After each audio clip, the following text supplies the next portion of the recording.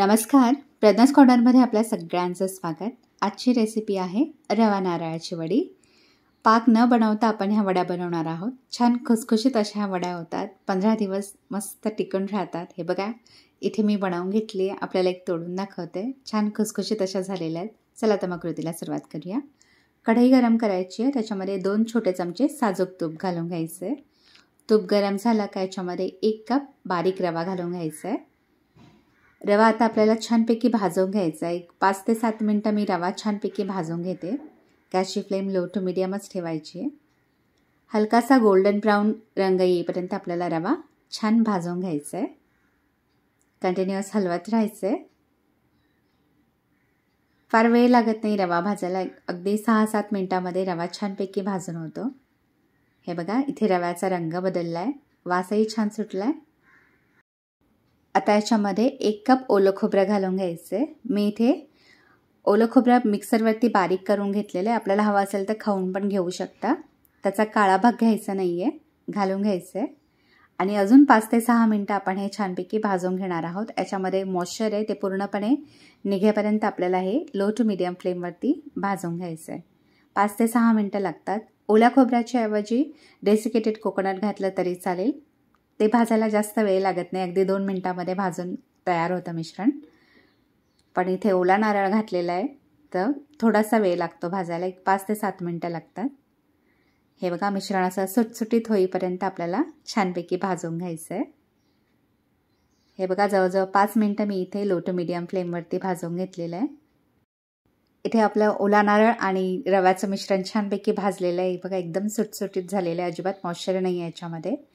आता एका प्लेटमध्ये काढून घ्यायचं आहे। आता त्याच कढईमध्ये 1 कप साखर घालून घ्यायची आहे। पाव कप पाणी घालायचं आहे, साखर बुडेल इतपत पाणी घालायचं आहे। पाव कप पाणी घातलं आहे मी इथे। आता साखर विरघळवून घ्यायची आहे। गॅसची फ्लेम हायच ठेवायची आहे, कंटिन्युअस हलवत राहायचं आहे आणि साखर विरघळवून घ्यायची आहे। बघा, साखर विरघळत आली आहे। आता गॅसची फ्लेम कमी करायची आणि याच्यामध्ये अर्धा चमचा वेलची जायफळची पूड घालून घ्यायची आहे। हे बघा, मिक्स करून घ्यायचं आहे। गॅस एकदम बारीक ठेवायचा आहे आणि जो आपण रवा नारळ भाजून घेतलेला आहे तो आता याच्यामध्ये घालून घ्यायचा आहे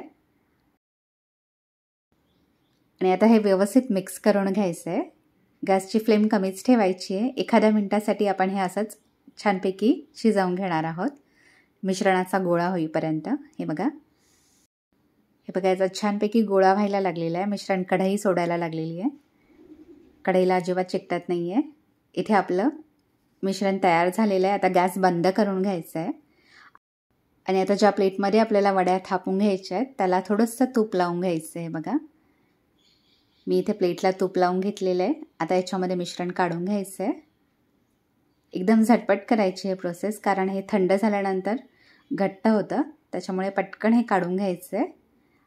हे मिश्रण खूप गरम आहे, त्याच्यामुळे हाताने वड्या थापता येत नाही, तर वाटीला थोडंसं तूप लावून घेतलेलं आहे। त्याने असं व्यवस्थित असं एकसारखं पसरवून घ्यायचं आहे।